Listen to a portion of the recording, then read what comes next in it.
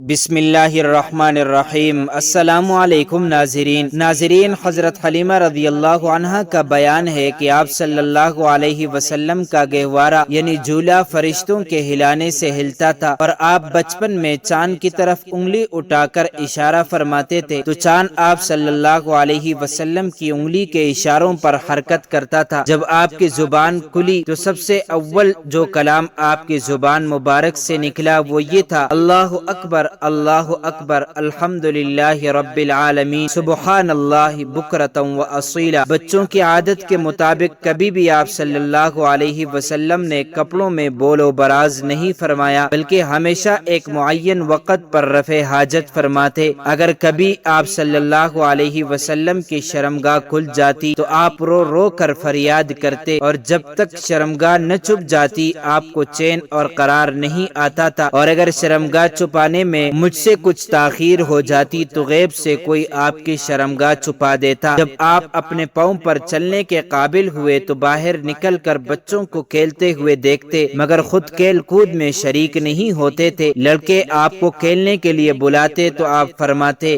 کہ میں کھیلنے کے لیے پیدا نہیں کیا گیا ہوں، سبحان اللہ۔ بحوالہ مدارج النبوہ۔ معزز ناظرین، اللہ تعالی ہمیں پیغمبر اسلام صلی اللہ علیہ وسلم سے، ان کی آل اور اصحاب سے سچی اور پکی محبت نصیب فرمائے، آمین۔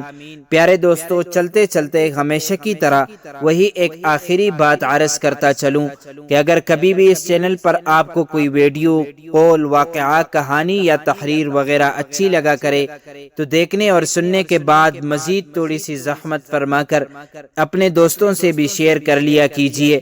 یقین کیجئے کہ اس میں آپ کا بمشکل ایک لمحہ صرف ہوگا، لیکن ہو سکتا ہے اس ایک لمحے کی اٹھائی ہوئی تکلیف سے آپ کی شیئر کردہ تحریر، ویڈیو یا قول ہزاروں لوگوں کے لیے سبق آموز ثابت ہو۔ جزاک اللہ خیرن کثیرا۔ تو معزز ناظرین، امید کرتا ہوں آپ کو یہ ویڈیو اچھی لگی ہوگی۔ مزید معلومات کے لیے ہمارے چینل کو سبسکرائب کیجئے۔ اگر زندگی کے لمحات مزید باقی رہے تو آپ کے لیے ایک اور بہترین ویڈیو لے کر حاضر ہوں گا۔ تب تک کے لیے اللہ